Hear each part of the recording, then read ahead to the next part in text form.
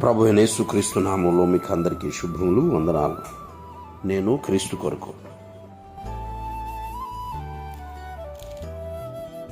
క్రైస్తవ సైనికుడు నిరంతరము మెలకువగా ఉంటూ కాపలా కాచే బాధ్యతల్లో కొనసాగుతూ ఉండాలి.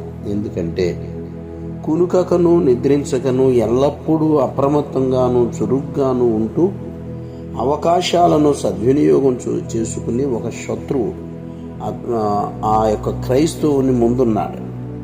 మెలకువగా ఉండుట అనేది క్రీస్తు సైనికుని ప్రాథమిక యుద్ధ సూత్రంగా ఉండాలంటూ ఇది ఒక భక్తుని యొక్క ఆలోచన అన్నమాట. అయితే దేవుని వాక్యంలో మనకందరికీ సుపరిచితమైనటువంటి ఎఫెసీ పత్రిక 6వ అధ్యాయము 10వ వచనం దగ్గర నుండి 18వ వచనం దాకా చూసినట్లయితే, తుదకు ప్రభువు యొక్క మహాశక్తిని బట్టి ఆయన యందు బలవంతులయుండుడి. మీరు అపవాది తంత్రములను ఎదిరించుటకు శక్తిమంతులగున్నట్లు దేవుడిచ్చు సర్వాంగ కవచమును ధరించుకునుడి.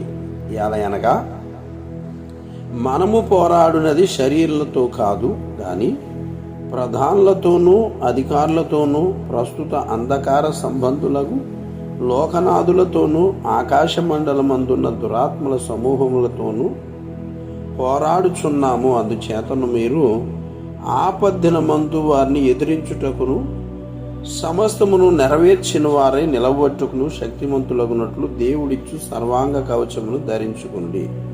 ఎలాగనగా మీ నడుమునకు సత్యమును కట్టుకొని నీతి అని మహిమను తొడుక్కొని పాదములకు సమాధాన సువార్త వలనైన సిద్ధ మనసును జోడు తొడుక్కుని నిలువబడి, ఇవన్నీయుగాక విశ్వాసమును డాలు పట్టుకుని దానితో మీరు దుష్టుని అగ్ని బాణములన్నింటినీ ఆర్పుటకు శక్తివంతులవుదురు. మరియు రక్షణ అయిన శిరస్త్రారమును దేవుని వాక్యమును ఆత్మ ఖడ్గమును ధరించుకుని ఆత్మ వలన ప్రతి సమయమందును ప్రతి విధమైన ప్రార్థనను విజ్ఞాపనమును చేయుచు ఆ విషయమై సమస్త పరిశుద్ధుల నిమిత్తమును పూర్ణమైన పట్టుదలతో విజ్ఞాపన చేయుచు మెలకువగా ఉండుడి అని.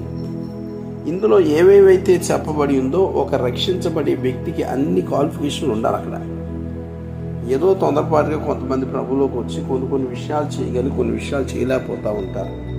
చేసేది ఏదో గొప్పగా చెప్పుకుంటారు, చేయిందేం బలహీనతగా చెప్పుకునేది పర్వాలేదండి అని త్రోసివేస్తూ ఉంటారు.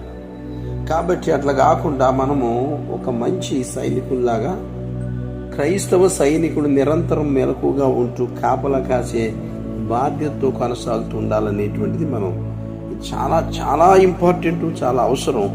కాబట్టి అట్లా దేవుడు తన కొరకు మనం జీవించేటట్లుగా మనలో ఒక గొప్ప పట్టుదల కలగ చేయునుగాక. ఆమేన్.